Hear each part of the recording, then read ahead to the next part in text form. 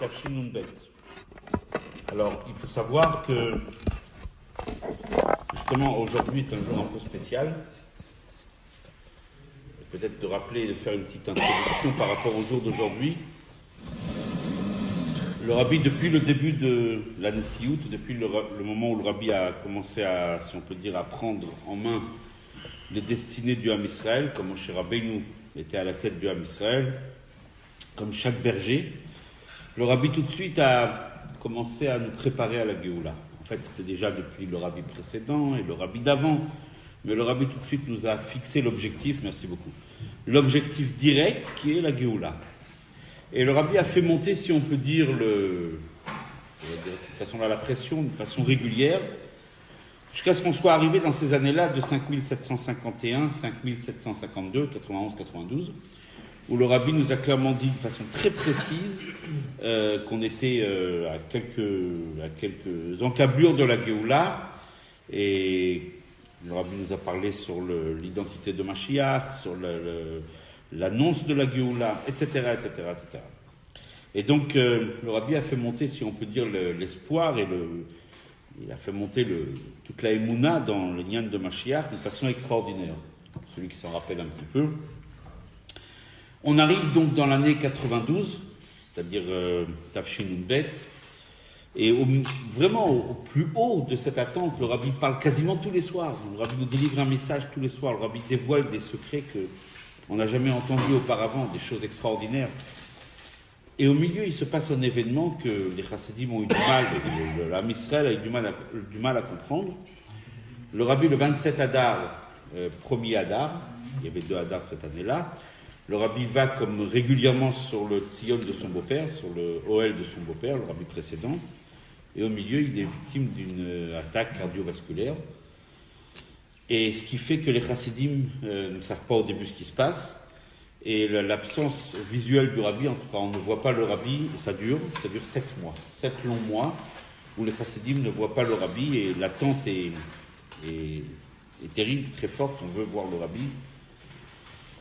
Rosh Hashanah, le Rabbi réapparaît, extérieurement à nos yeux très diminué, physiquement en tout cas, mais commence une nouvelle période où le Rabbi apparaît régulièrement sur le balcon de la synagogue de 770, et à la fin de chaque fila où le Rabbi est présent, on va dire quasiment un jour sur 2, un jour sur 3, le Rabbi vient. Certes, on l'amène dans une chaise qu'on porte, mais le Rabbi est là. Et à la fin de la tfila, on ouvre le rideau et le Rabbi apparaît.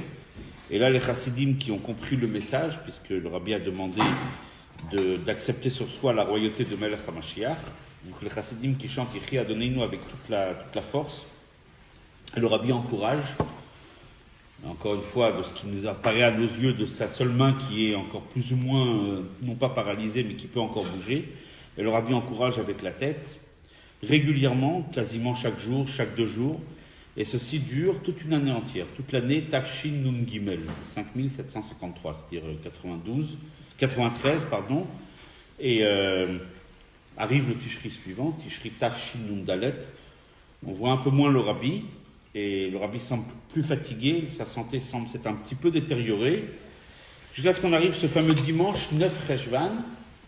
Et à l'époque, on n'avait pas encore les portables.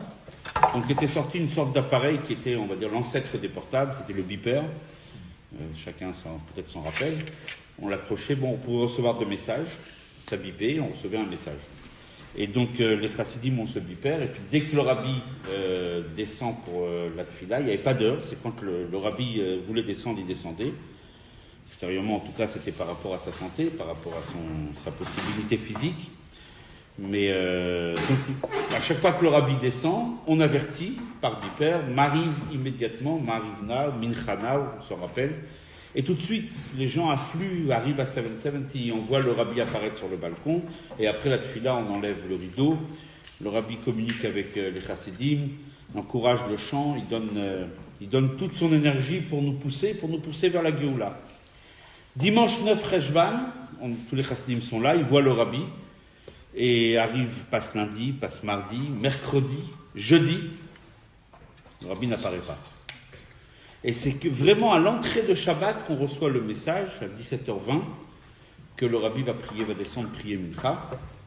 Donc vraiment à l'entrée de Shabbat. Et le Rabbi apparaît. C'était donc vendredi 14 Rejvan, comme aujourd'hui. On n'est pas vendredi, mais on est le 14 Rejvan. Le Rabbi apparaît à 17h40 précisément.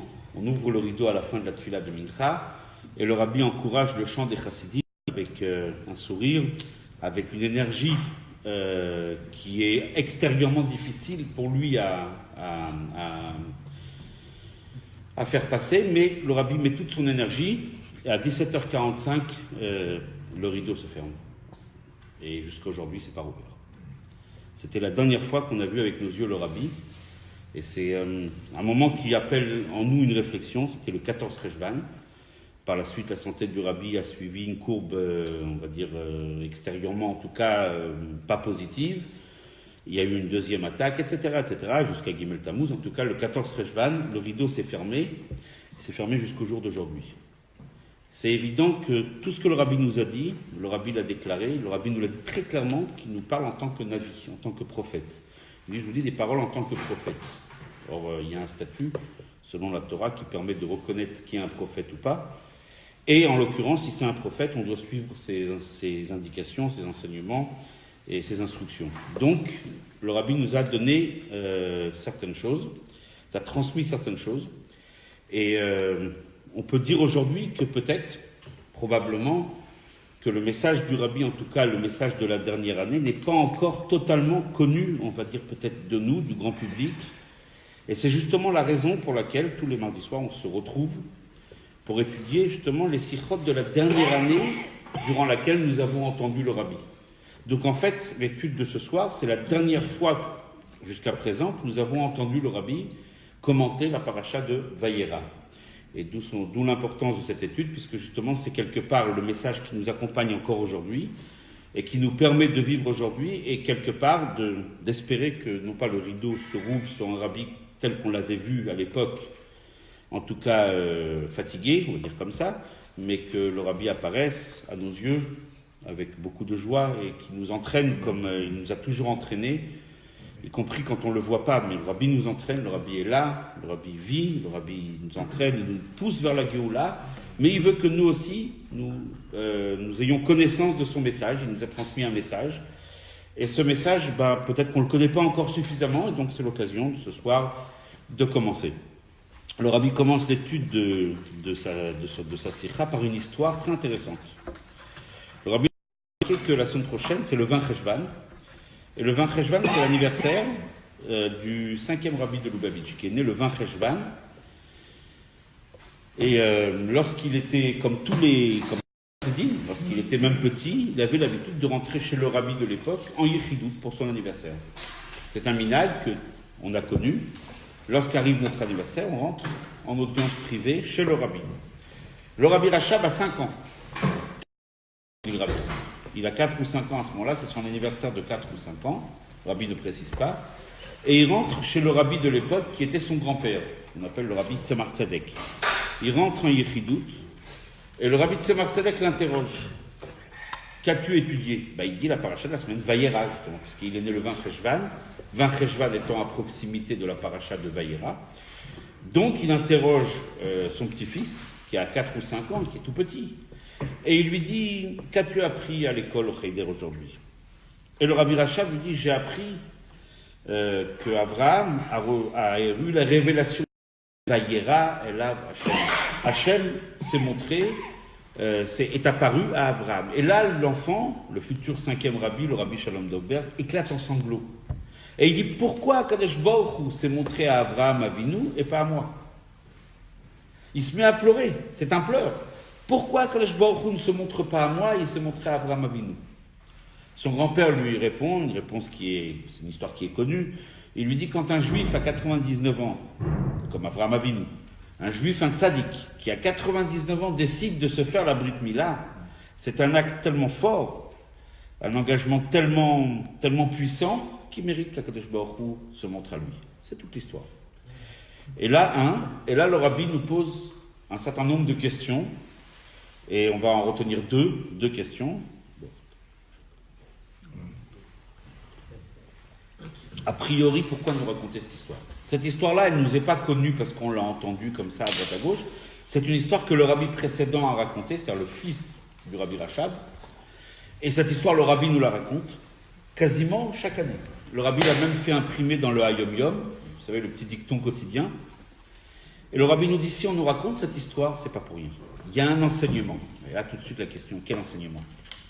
D'abord, premièrement, qui peut se vanter ou se targuer d'être au niveau d'Abraham Avinu pour espérer avoir une révélation divine? Est-ce qu'on est au niveau d'Abraham Avinu? On peut réclamer un traitement égal si on est plus ou moins égal. À la rigueur que le rabbi Rachab, quand il est petit, il le demande. Nous, à la rigueur, peut-être lui. Mais est-ce que nous sommes du niveau d'Abraham Avinu? Non. On peut tous imaginer qu'Abraham Avinu va voir et va être, si on peut dire, être bénéficié de la révélation divine. Et tout le monde peut imaginer et comprendre que ce n'est pas le cas pour nous. On ne va pas en pleurer. Deuxièmement, même si on n'est pas du niveau d'Abraham, on n'est même pas du niveau du rabbi Rachab quand il avait 4 ou 5 ans. Parce qu'un enfant qui est destiné plus tard à être le chef de le Nassi Ador, forcément il n'est pas un enfant classique comme tous les autres enfants. La Gemara, elle raconte à ce sujet une histoire extraordinaire que Rabba, un grand maître, Rabba avait sur ses genoux ses élèves quand ils étaient encore bébés, tout petits. Il s'occupait d'eux. Un c'était Abaye, l'autre c'était Rava. Et à un moment donné, il leur dit pour qui on fait là une bracha, pour qui on bénit quand on fait une bracha sur un aliment. Alors un il monte sur le toit, il dit pour Hachem, le Tina il sort dehors, il dit non, c'est là-haut Hachem. Ils sont très très petits et la Gemara dit déjà à cet âge-là, ils ont cette conscience d'Akadosh Baruch Hu. C'est rare de voir un enfant aussi petit, je ne sais pas quel âge qu'ils avaient exactement, mais apparemment c'était vraiment quelque chose d'assez étonnant, qu'un petit enfant tout de suite il lève le doigt vers le ciel. Et la Gemara dit à ce sujet-là un proverbe qui est intéressant, Boutsin, Mikatfe Yedia. Le chou, Boutsin, c'est les choux. Mikatfe, depuis tout petit déjà, depuis lorsqu'il commence à pousser, on sait déjà ce qu'il va donner plus tard. Autrement dit, une plante, dès le départ, on voit quand elle va pousser, qu'est-ce qu'elle va devenir. Ces petits-enfants-là, Abaye et Rava, qui déjà sont capables de trouver le chemin d'Akadosh Baruch Hu dans le ciel, on sait déjà à l'avance, on voit déjà qu'ils sont voués à être des grands. Et il en va de même pour le Rabbi Rachab. Il se met à pleurer parce qu'il veut voir Akadosh Baruch Hu.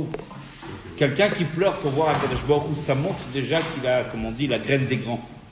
Il est déjà un futur grand tzaddik. Et là, la question se pose. Ni on est du niveau d'Abraham, ni on est du niveau du Rabbi Rachab. On ne peut pas se comparer, on ne peut pas trouver une inspiration dans cette histoire, ni parce qu'on est comme Abraham Avinu, et ni même qu'on est comme le Rabbi Rachab à l'âge de 5 ans.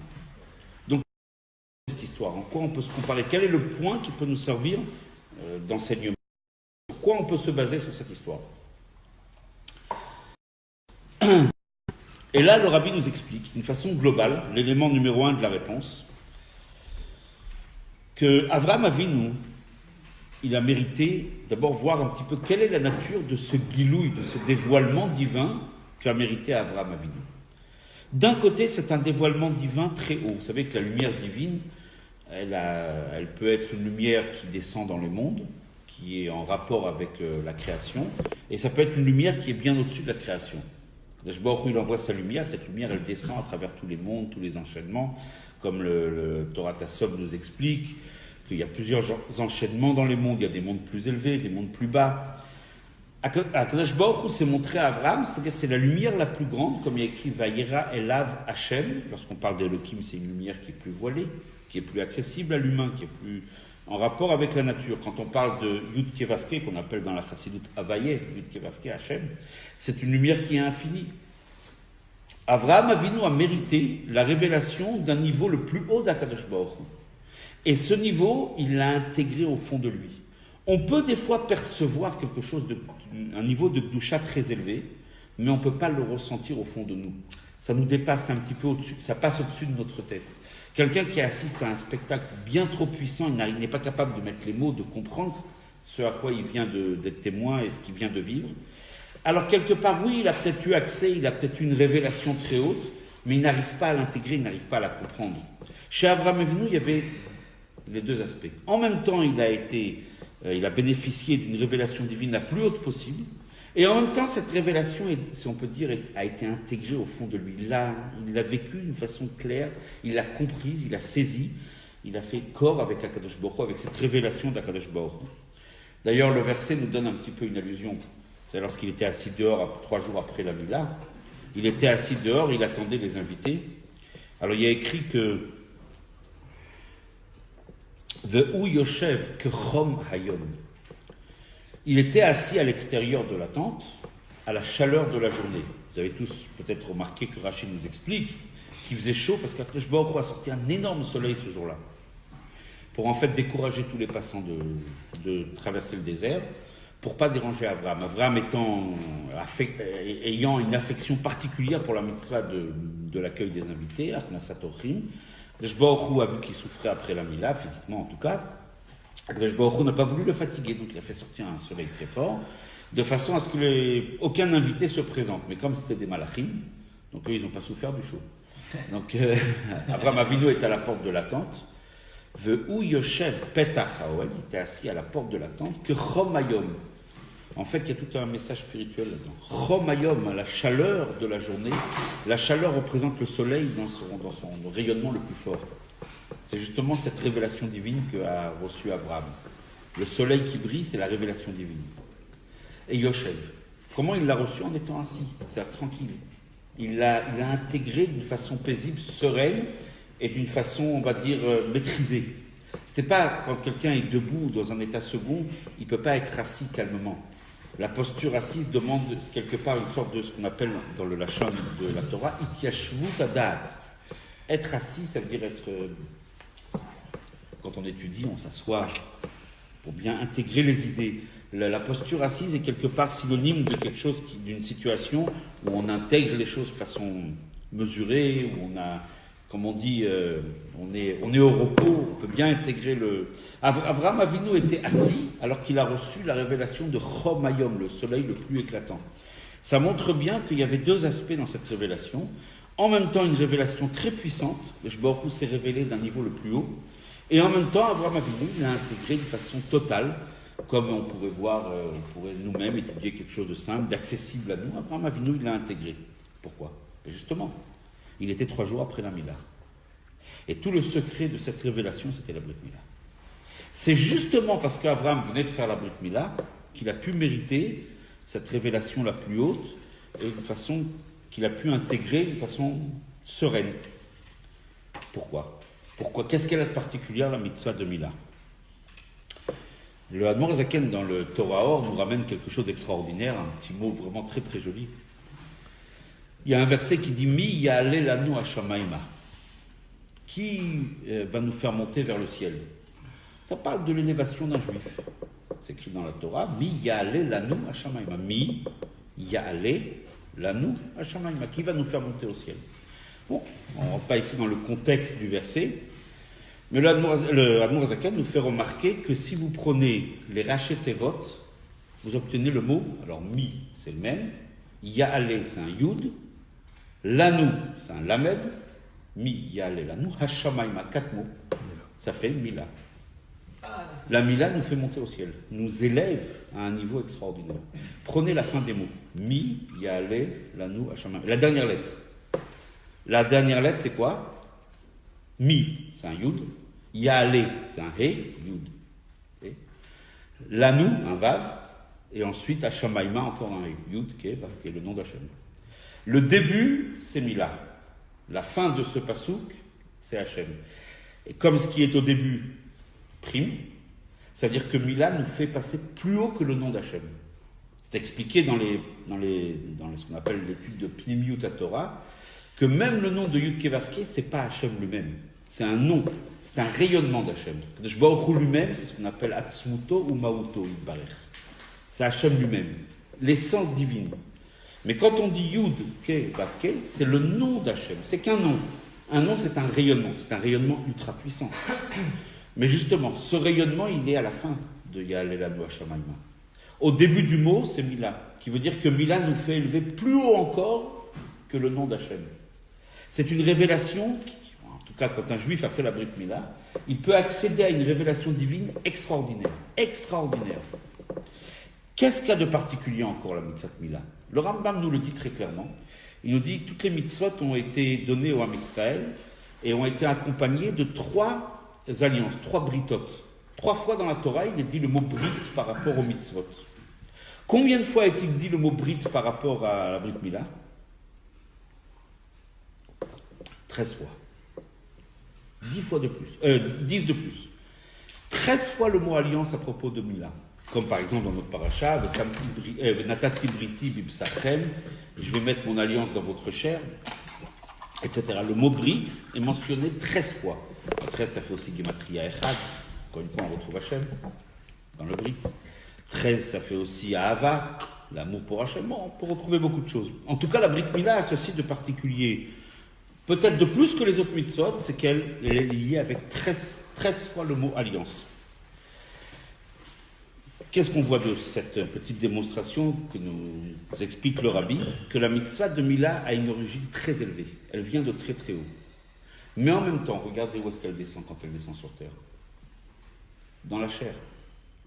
Non pas sur un objet qui peut être un objet de Gdusha, on va dire d'une façon plus évidente. Dans la chair. Et dans quelle chair? Dans un membre qui est le plus bas. C'est là-bas que se trouve, on peut dire, la marque, l'impact, l'effet de la mitzvah, peut-être une des plus hautes mitzvahs qui peut exister.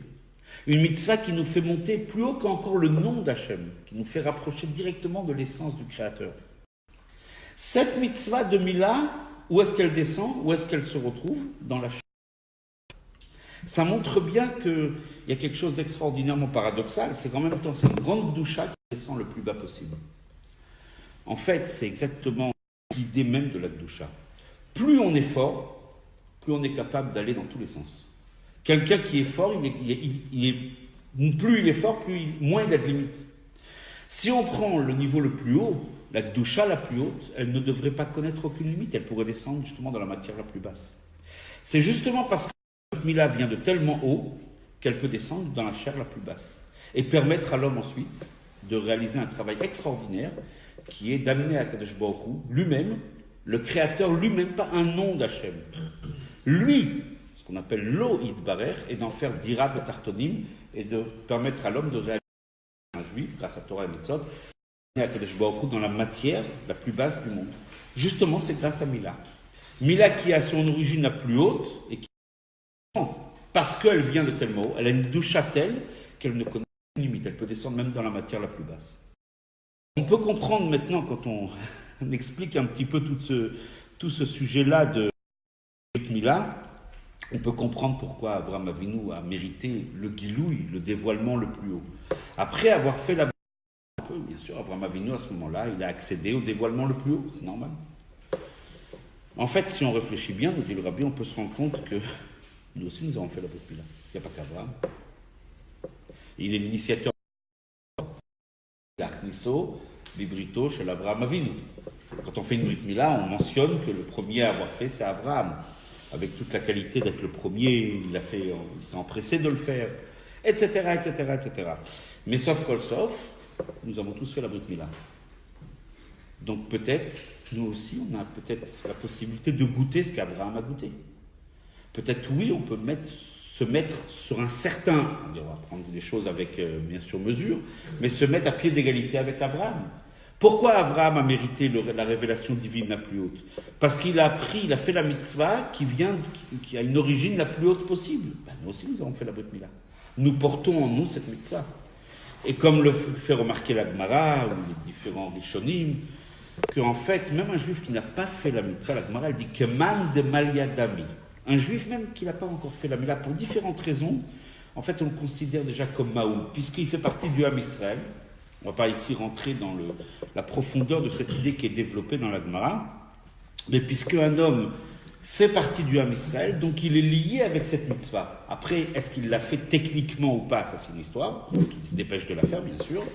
C'est une mitzvah qui ne peut pas souffrir d'aucune attente.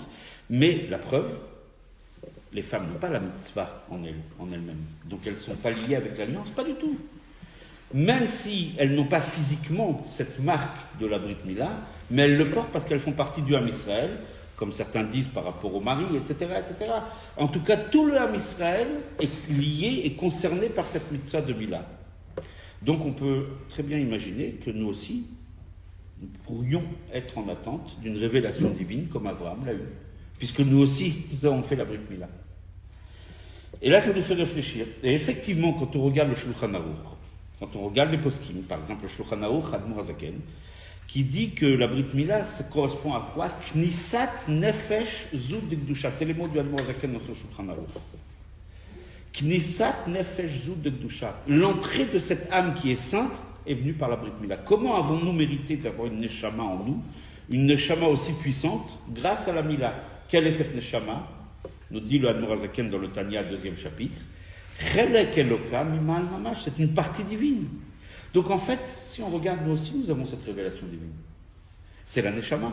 C'est une partie de Dieu qui est en nous et qui est intégrée au fond de nous. Cette neshama, nous la portons au fond de nous. Elle est, si on peut dire, elle est ancrée en nous.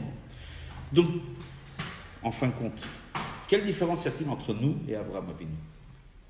À partir du moment où Avraham Avinu a mérité, si on peut dire, la révélation divine la plus haute, parce qu'il a fait la Brit Mila, ben nous aussi, nous avons notre neshama qui nous est venu, qui nous a été donné, et qui descend au plus profond de nous-mêmes grâce à la mitzvah de Mila. Si on regarde bien, est-ce qu'on peut voir une manifestation de cette présence divine en nous, qui est la neshama, qui vient grâce à la Mila, justement? Oui, oui, on voit un juif. Naturellement, même quelqu'un qui n'est pas habitué, il suffit simplement de le brancher un petit peu, on voit qu'un juif a toujours une attirance pour tout ce qui est Torah et Mitzvot. D'une certaine façon, à un moment donné ou à un autre, que ce soit un juif qui vient une fois par an à la synagogue, à un moment donné ou à un autre, il va être touché par un sujet de Torah et Mitzvot. Et on le voit chez les enfants. Vraiment chez les enfants. Il y a un des Gdolei Israël qui a dit « Ani mitpalel le da'at ze'atinok ». Moi, ma tfila, j'essaye de la faire comme l'enfant qui va prier. L'enfant, quand il prie à Kadosh Baruch Hu. Lui, il ne connaît pas ce qu'on appelle des chokhmot. Nous, on essaye de traduire les mots, de comprendre ce que ça veut dire, les sphirotes, etc. On essaie de donner un sens riche à notre tefila, c'est très bien. Mais qu'est-ce qu'il fait l'enfant? Lui, il dit, moi, je prie à Kadosh Baruch Hu. Il a cette conscience qui le relie à Kadosh Baruch Hu d'une façon innée et naturelle. On voit les enfants. Dès qu'on leur propose, nous dit le Rabbi, par exemple, de faire Birkat Amazon, regardez comment ils le font en chantant, ils aiment le faire. Il suffit simplement d'éveiller ça en eux et on voit que c'est naturel chez eux. Le Rabbi nous donne un autre exemple. Quand on met une mezouza et qu'on prend un enfant et qu'on lui apprend à embrasser la mezouza, regardez comment il le fait avec amour. C'est quelque part, il y a un rapport inné entre un juif et en particulier les enfants et la Torah et les mitzvot. D'où vient ce rapport extraordinaire qu'il peut y avoir entre un juif et même un juif qui est entre guillemets petit, qui est un enfant, avec son créateur, avec Akadosh Baruch Hu, avec la Torah et les mitzvot. Justement, c'est parce que nous avons tous à l'image de Abraham aussi la révélation divine. C'est quoi cette révélation divine? C'est notre neshama. Et comme d'ailleurs la Gemara nous le raconte avec Abaye et Rava, tout petit déjà, ils avaient la conscience aiguë de la présence divine. Alors maintenant, si quelque part on est un petit peu, entre guillemets, on peut se comparer un peu à Abraham Avinu, alors maintenant il faut comprendre qu'est-ce qui nous sépare. Il y a quand même une différence entre nous et lui. D'accord qu'Abraham Avinu a eu la révélation divine, et nous aussi, mais il y a quand même une différence. Et où se trouve la différence? Très simple. Cette révélation, Abraham, il l'a vue, ce qu'on appelle Bemouchash, d'une façon claire, visible. Nous, cette révélation, nous l'avons en nous, mais nous ne la voyons pas. Autrement dit, l'existence de cette révélation, elle est partagée entre Abraham et ses enfants. Nous aussi, nous avons une révélation divine en nous. Nous avons une lumière divine en nous, comme Abraham l'a eu. La seule différence, c'est qu'Abraham a pu la voir. Il a pu la percevoir avec tous ses sens. Et nous, nous ne la percevons pas forcément. Des fois, on est plongé dans un milieu qui est extérieur, etc., etc. On peut être dans la rue, on peut être dans le milieu professionnel, et on oublie un peu d'Akadosh Baruch Hu, on oublie un peu de Torah et Mitzvot. On n'a pas la tête forcément à chaque seconde de penser à Akadosh Baruch Hu. Avraham Avinu, lui, il avait cette révélation, et lui, il la voyait régulièrement. Donc, en fin de compte, on peut comprendre qu'il y a une différence, mais on n'est pas différent d'Avraham Avinu. Et c'est la raison pour laquelle le Admour Rachab, le 5e rabbi de Lubavitch, quand il était petit, il a pleuré. Parce qu'il a compris que c'est quelque chose qui est accessible. Il a compris que lui aussi, il a cette révélation en lui, de par la Mila. Comme Avraham l'avait grâce à la Brit Mila, lui aussi, grâce à la Brit Mila, il l'a eu aussi. Donc ça, il a compris. Le Rabbi Rachab a compris ça. Mais il a dit, dans ce cas-là, je veux aussi le voir, je veux aussi pouvoir être au niveau d'Abraham et le voir. Là, son grand-père, il lui a dit, c'est très simple. Si tu veux maintenant avoir accès à cette révélation et à la voir avec tes yeux, pour ça, il faut faire un effort. Il faut être un tzaddik de 99 ans. Il y a tout un sens. On ne peut pas tout expliquer dans le cadre de ce shiur, de ce cours, mais on peut l'expliquer aussi après. C'est quoi exactement le sens de 99 ans? C'est une quasi-perfection. Ça représente 10 fois 10, moins 1. 10 fois 10, c'est les 10 sphirotes qu'on a réussi, les 10 midot, nos 10 facultés émotionnelles et intellectuelles qu'on a réussi à ranger, à améliorer, etc. On ne va pas rentrer dans tous les détails. Mais quand on est du niveau d'Abraham, non pas seulement qu'on a la révélation divine, on peut même la voir et la percevoir. Et c'est la raison pour laquelle le Rabbi Rachab, il a pleuré. Il a pleuré parce que quelque part, il voulait aussi le voir. Et l'histoire nous est racontée à nous parce que on peut nous aussi, à partir du moment où on a nous aussi cette révélation divine en nous, qui est notre Neshama, qui est venue consécutivement à la Brit Mila, donc nous aussi on doit aspirer, comme le Rabbi Rachab, à voir HaKadosh Baruch Hu. Je vais ouvrir une petite parenthèse. Ça paraît des mots tellement hauts de voir HaKadosh Baruch Hu. C'est pas si haut que ça. C'est pas si haut. Chacun peut tester. On peut voir HaKadosh Baruch Hu dans notre vie de tous les jours. Alors certes, d'avoir une vision, comme on dit, je vois Hachem me parler directement, je l'entends, pas forcément cette perception. Mais on peut ressentir qu'Akadosh Baruch Hu, il est partout autour de nous et il nous guide. En tout cas, on peut ressentir sa présence. Il suffit de s'interroger sur sa présence. Le plus possible, le plus régulièrement possible, dans la tefila en particulier. Mais même, et surtout, même quand je suis dans la rue, même quand je vais qu'à mes occupations, on va dire professionnelles, ou bien entre guillemets profane, ce qu'on appelle d'ivré à rechute, je dois toujours me poser la question, pourquoi je fais ça? Pourquoi aujourd'hui je suis à telle heure, dans tel lieu? Pourquoi moi? S'interroger toujours, quelle est la volonté de Dieu qui se cache derrière ce fait ou cette chose que je viens de voir? Et très souvent, en se posant la question, on voit les réponses. Très souvent, lorsqu'on s'interroge et lorsqu'on vit avec HaKadosh Baruch Hu, on peut le voir. Donc, encore une fois, le Rabbi Rachab, il pleure, parce que lui aussi, il veut la révélation visible. Et là, on lui dit, pour ça, il faut mériter. Mais cette révélation, il a raison de pleurer. Il peut se comparer à Abraham. Et nous aussi, cette histoire nous concerne. Parce que nous avons en nous cette révélation, pour résumer, avant de continuer. Et donc, à partir de là, on doit tout faire pour essayer que cette révélation que nous avons déjà, grâce à la Mila, elle soit plus palpable, on puisse la percevoir, la ressentir, la toucher un peu plus du doigt. Pour résumer, il y a quelque chose qui peut exister, il y a ce qu'on appelle l'existence, et il y a la révélation de l'existence. Je prends un exemple très simple, je pourrais prendre une assiette, et je peux la cacher sous la table. Elle existe. À partir du moment où je vais la sortir, je ne vais pas la faire exister. En la sortant de sa cachette, je ne fais pas exister cette assiette. Je révèle son existence. C'est exactement la même chose. L'apparition divine, la révélation divine, nous l'avons tous. Elle existe en chacun de nous, en chaque juif qui a une révélation divine. La différence entre nous et Abraham, c'est que chez Abraham, cette révélation est dévoilée, elle est visible. Chez nous, elle est cachée, elle est enfouie. Et c'est ça tout le travail d'un juif, justement, de la faire sortir. Nous dit le Rabbi, on a un objectif maintenant qui est très simple, c'est la Géoula. Qu'est-ce que la Géoula? C'est exactement ça.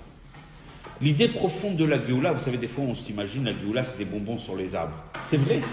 Non, c'est parfaitement vrai. Mais ce n'est pas que, il y a quelque chose de beaucoup plus profond dans la Géoula. Qu'est-ce qu'il dit le prophète? Au moment de la Géoula, Velo yikanef od morecha. Tes maîtres ne seront plus cachés de toi. Ve'ayu enecha ro'ot et morecha. Tu verras avec tes yeux tes maîtres. Le premier maître, c'est HaKadosh Baruch Hu. On verra avec nos yeux HaKadosh Baruch Hu au moment de la Géoula, il ne sera plus caché. On verra nos maîtres, on verra le Rabbi avec nos yeux. Les maîtres ne seront plus cachés, on les verra. On verra certaines choses que pendant la Galoute, on ne voit pas. Quelle différence il y a entre la Galoute et la Géoula?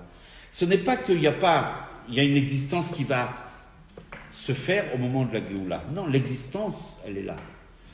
HaKadosh Baruch Hu, il est là dans la Galoute aussi. Sauf que nous ne le voyons pas. Donc en fait, la Géoula, c'est la révélation de ce qui existe. Ce qui existe à l'état caché pendant la Galoute, comme tout à l'heure a dit le Rav Zawi, entre Gola et Géoula. Ce qui existe à l'état caché pendant la Galoute, va se révéler au moment de la Géoula. C'est exactement toute l'idée qu'il y a entre la révélation qu'a méritée Abraham, mais lui c'était une révélation qui était visible, et cette révélation que nous avons tous en nous, mais qui n'est pas visible. Par exemple, nous dit le Rabbi un autre exemple, Mashiach. Mashiach, nous l'avons tous à l'intérieur de nous. On a tous une étincelle de Mashiach, un nitzot chez le Mashiach. Tous au fond de nous, nous avons cette étincelle. C'est la partie la plus haute de l'Aneshama qui s'appelle Yechida. Cette partie, nous l'avons tous en nous, mais elle est cachée. C'est à nous de la faire apparaître et de la faire révéler. On peut le voir également, puisque l'on parle du Rabbi Rachab, qui avait 5 ans à l'époque, 4 ou 5 ans. Par la suite, il a fondé la yeshiva Tomchet Mimim, qui s'est distinguée de toutes les yeshivot par quelque chose de très particulier.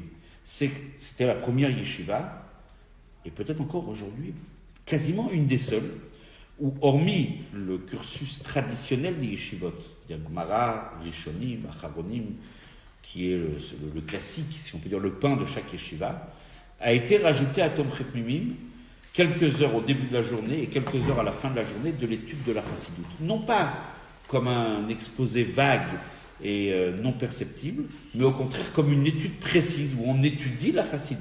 On va étudier Torah Chassidut. Quelle est l'idée d'étudier la Chassidut? C'est de pouvoir goûter et avoir accès à la révélation divine. Lorsqu'on étudie la Chassidut, ce qui est un dérivé du Zohar et de Pnimiut Torah, on commence à comprendre HaKadosh Baruch Hu. On commence quelque part à saisir, à percevoir ce qui est caché au fond de nous, ça veut dire la révélation divine. Nous dit le Rabbi, maintenant, vous savez que, pour terminer, le Rabbi Rachab, lorsqu'il a fondé Tomchet Mimim, il a annoncé quelque chose d'extraordinaire. Il a dit que les élèves de Tomchet Mimim, qui était à l'époque, qui a été fondé à Lubavitch en Russie, seront des soldats de la maison de David, Chayalé Beit David. C'est eux qui vont amener la Géoula. En tout cas, qui vont être devant, sur la ligne de front, pour amener la Géoula, accompagnés bien sûr de tous les autres juifs. Et là, le Rabbi Rachab a une prophétie extraordinaire. Il a dit, il est écrit dans le Teilim 89, Asher cherfu oivecha Hashem, ensuite, Asher cherfu ikvot meshichecha, ensuite, Baruch Hashem leolam, amen ve'amen. Et le Rabbi Rachab a expliqué ces 3 parties. La première, nous dit le Rabbi Rachab, on va vivre 50 ans, le Rabbi nous dit, où on va devoir affronter des gens qui se moquent de toi, Hashem. Nous dit le Rabbi Rachab, des juifs qui malheureusement se sont détournés du chemin de Torah et Mitzvot, comme à l'époque la Haskalah, le communisme et tout ce qui est isme, etc., y compris les premiers sionistes qui étaient contre l'idée de la Torah et des Mitzvot. Et on va devoir les affronter physiquement, à tel point qu'il y avait même une partie de cette bande qui a voulu s'en prendre physiquement au Rabbi Rachab, clairement. Et donc c'est des gens qui ont rejeté la Torah. Le Rabbi précédent a été arrêté en prison par des communistes qui étaient des juifs, même eux-mêmes descendants pour certains de Chassidim. Et donc nous dit le Rabbi Rachab, ce qui est écrit dans les Teilim, Asher cherfu oivecha Hashem, que tes ennemis se moquent de toi Hashem, on va devoir les affronter pendant un siècle. Pendant un demi-siècle, un Yovel. Viendra ensuite un autre Yovel, où là vont s'accomplir les paroles de Teilim, Asher cherfu oy ikvot meshichecha. Il y en a qui vont se moquer de Mashiach. Nous dit le Rabbi Rachab, ils vont être peut-être des juifs chomrei Torah mitzvot, mais la émouna de Mashiach va être chez eux tellement étrange qu'ils vont même se moquer de la venue de Mashiach. Ils vont rigoler, ils ne vont pas saisir. Bien sûr, on les excuse, il n'y a pas de problème. Mais quelque part, il faudra les affronter, pas dans un affrontement bien sûr physique ni agressif, de combattre leurs idées et les faire bien sûr adhérer à l'idée de la Emouna dans la venue de Mashiach. Nous dit le Rabbi Rachab. Et après ça, Baruch Hashem Olam. Quand on va finir ces 2 fois 50 ans, ça sera la victoire et la Géoula. Nous dit le Rabbi, regardez étrangement. Le Rabbi parle de lui-même, il dit on lit en ce moment le Teilim 89. Le Rabbi à cette époque-là avait 88 ans. Et donc le Rabbi dit on lit le Teilim 89. C'est étrange. Le Teilim 89 qui nous dit quoi? Qui nous dit justement ces 3 phases. Nous dit le Rabbi parce que maintenant sont terminés ces 100 ans que le Rabbi Rachab avait.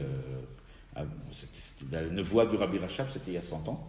Et elle s'est accomplie, on l'a vu vraiment dans tous les détails. Nous dit le Rabbi, c'est terminé maintenant.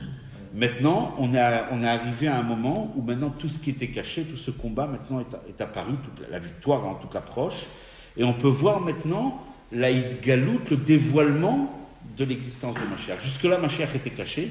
Aujourd'hui, on peut voir le dévoilement. Et là, le Rabbi arrive à la fin de la Sikha avec vraiment une révélation extraordinaire. Et c'est des mots qui sont très très précis. Donc, on va peut-être les lire à l'intérieur parce que c'est vraiment, ou peut-être je vais les dire balpé, mais après je vais vous citer la référence. Parce que c'est vraiment extraordinaire de les regarder à l'intérieur. Nous dit le Rabbi, qu'en est-il aujourd'hui?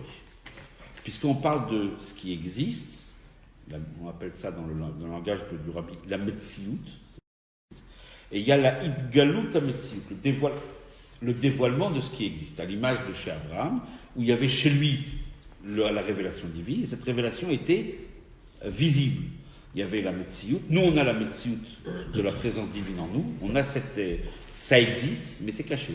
Chez Abraham, c'était révélé. Nous dit le Rabbi quelque chose d'assez extraordinaire. Il nous dit comme ça, il dit, par rapport même à Mashiach, on est arrivé à un plan aujourd'hui spécial, à un plan particulier. On est arrivé à une étape particulière. Bien sûr que Mashiach existe en chacun, mais à chaque génération, comme le ramène le Barthénora, qui était un des commentateurs de la Mishnah, et ainsi que le Khatam Sofer, nous disent qu'à chaque génération, chez le maître de la génération, il y en a un, comme dans les mots qui sont employés, Echad Araoui Mitzitkato Liot Agoel. Il y en a un qui mérite par sa tzitkut, par sa piété, d'être le libérateur. Chaque génération, il y a un potentiel libérateur, un potentiel Mashiach.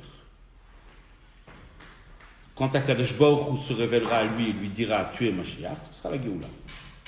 Nous dit le Rabbi, malheureusement, à chaque génération, il y a eu, dans les mots, pour reprendre la terminologie du Rabbi, pour être bien précis, il y a eu des meniyot veikuvim, il y a eu des empêchements. Chaque génération, il y a eu des empêchements. Quelque chose qui a empêché, le Rabbi ne dit pas la nature de ces empêchements. On peut peut-être essayer de les deviner, ou bien de par là-haut. Peut-être qu'il y avait des empêchements là-haut. Ou bien peut-être que tout simplement, on n'a pas mérité. Il y a eu des empêchements. Nous dit le Rabbi, puisque dans chaque génération, il y en a un comme ça qui existe, à chaque génération, on a quelque part loupé le coche, si on peut dire de cette façon-là. Aujourd'hui, nous dit le Rabbi, Nitbatlu abeniyot veikuvim, c'est les mots clairs que le Rabbi dit dans la Sikha. Aujourd'hui, les empêchements et toutes sortes de barrières qui empêcheraient le candidat Mashiach d'être Mashiach, ces barrières ont sauté, elles n'existent plus. Le Rabbi n'a pas fait un souhait, il a dit c'est terminé. Le Rabbi dit bien donc, puisqu'il n'y a plus aucun empêchement, celui qui est le candidat aujourd'hui pour être Mashiach, il l'est. Donc il n'y a pas simplement une existence de Mashiach comme il y a eu dans toutes les générations. Il y a toujours eu une existence de Mashiach. Mais cette existence n'a jamais passé le stade de la révélation. Elle était là, le candidat à être Mashiach était présent, il vivait dans sa génération, mais il n'a jamais été révélé. C'est-à-dire qu'on n'a jamais su avec précision que c'était lui. On pouvait peut-être le deviner. Alors forcément, à l'époque du Or HaChaim, on a deviné que c'était le Or HaChaim. À l'époque, tout le monde a deviné. Après le Or HaChaim, tout le monde a deviné que c'était le Baal Shem Tov, etc., etc. À l'époque du Rambam, tout le monde a deviné que c'était le Rambam. On finit. Et ils savaient que c'était eux. Hein? Ils savaient que c'était eux. Eux-mêmes? Ils étaient Mashiach. Bien sûr. Mais la génération aussi, des fois, se doutait. Mais ce n'était pas révélé. Il y avait l'existence d'un Mashiach potentiel. Mais à partir du moment où on n'en est pas certain, qui va être le Mashiach, donc ça s'appelle une existence qui est cachée. Comme nous avons l'existence de la révélation divine en nous. Mais qui n'est pas révélée, qui n'est pas dévoilée. À l'inverse de chez Abraham. Mais puisque nous dit le Rabbi maintenant que toutes les barrières ont sauté, donc l'existence de Mashiach qui est aujourd'hui dans notre génération, elle est révélée. On sait que c'est lui, puisqu'il n'y a plus de Meniyot veikuvim. C'est une affirmation que le Rabbi vraiment dit d'une façon très claire. Donc maintenant, Yeshna, l'ora kametziut de Mashiach, il n'y a pas seulement l'existence d'un Mashiach non révélé, elle a gam haïtgalut de Mashiach. Il y a aussi la révélation de Mashiach. Aujourd'hui, à notre époque, on sait qui est Mashiach. Comme ça nous dit le Rabbi. Qu'est-ce qui manque? Il faut juste qu'on l'accepte. L'acceptation doit venir du peuple. Le Mashiach, il est déjà révélé, puisqu'il n'y a plus de barrières, il n'y a plus de limites. Donc nous dit le Rabbi, vous savez qui est Mashiach. Mais il faut maintenant une toute petite chose, c'est de l'accepter, ce qu'on appelle les kabel penei Mashiach tzedkenu. Accepter l'identité de Mashiach, c'est-à-dire prendre sur soi se soumettre, accepter l'idée qu'il y a un Mashiach avec un visage qui est connu, qui est là, qui vit parmi nous, qui est parmi nous. Et à partir du moment où on l'accepte, à ce moment-là, il se dévoile de façon totale et définitive. Ça, on va le voir dans les semaines prochaines, quelle est la troisième étape. Donc simplement, là, le Rabbi nous parle de deux étapes. Une étape où le Mashiach a toujours existé, mais caché. Et maintenant, son existence est révélée. On sait que c'est lui. Et il faut juste faire une chose, c'est le Kabel, Pene, Mashiach, Tzidkenu. Donc c'est la seule chose qui reste. Et bien sûr, le Rabbi nous a expliqué, on va le voir dans les semaines à venir, que pour ça, c'est justement tout le sens de la Chraza que les Juifs proclament, comme ils ont voulu quand ils ont accepté sur eux la royauté des rois de David, comme par exemple la première qui l'a fait, c'était Bathsheba, l'épouse de David, qui a dit « Yechi Adoni Amelech David Leolam ». C'est cette phrase-là qui constitue l'acceptation de l'identité de Mashiach. C'est pour ça que les Chassidim, avec beaucoup d'énergie, beaucoup de force, quand ils ont entendu cette sikha, donc ils ont commencé à dire ce que nous allons dire aussi, Yechi Adoneinu, Moreinu, Rabbeinu, Melech HaMashiach, Leilam Vaed. C'est exactement ce que le Rabbi veut de nous, c'est des choses qui sont dites très clairement, ce que le Rabbi nous explique. Et pour reprendre la terminologie de notre paracha, on a le Vayera El Abashem, Akadosh Baruch Hu est apparu à Abraham, il est apparu aussi à nous. Maintenant, nous devons le révéler, et il l'est révélé déjà. Nous devons juste simplement accepter cette révélation. Cette révélation, elle est déjà là, il faut juste l'accepter. Ça dépend de nous, c'est ce petit effort qui manque. Et c'est pour compléter ce qu'on a dit au début du shiur, puisque aujourd'hui, c'était la dernière fois, en tout cas à nos yeux, qu'on a vu avec nos yeux le Rabbi. Donc justement, en faisant ce que le Rabbi nous demande, on va faire apparaître ce qui est encore une existence cachée, parce qu'on ne le voit pas, d'une façon que ce soit définitive, dévoilée. Et bien sûr, comme le Rabbi termine, on pourra à ce moment-là dire « Iné le Keinouze », on pourra être témoin de la révélation divine. Voici Akadosh Baruch Hu, comme dit le Rabbi à la fin, « Nagila venismecha bishuato, ineze melech HaMashiach », on pourra pointer le doigt, on pourra voir à ce moment-là, pas seulement savoir que ça existe, comme cette révélation qu'Avraham a eue, lui, chez lui c'était dévoilé, mais chez nous c'est caché, non, ça sera de façon dévoilée. Donc que ce soit Tekef Umiyad le plus rapidement possible. Mais avec le dévoilement du Rabbi, on se retrouve dans le troisième Beth Amikdash. Et donc on va terminer donc aussi l'Eilou Nishmat de Eliyahu Ben Rina. C'est votre frère. Donc il y a eu le scout qu'on a étudié, voilà, la sikha du Rabbi, des sikhot extraordinaires. Donc nous puissions d'abord mériter de voir la révélation divine qui est en nous, puissions la goûter, on peut la goûter. À différents niveaux, bien sûr, mais on peut la goûter, on peut essayer de la vivre. Et surtout qu'on puisse vivre la révélation de Mashiach, que le Rabbi se dévoile, Tekef Umiyad, par le mérite de votre frère. Donc, Amen. Chaim. Merci.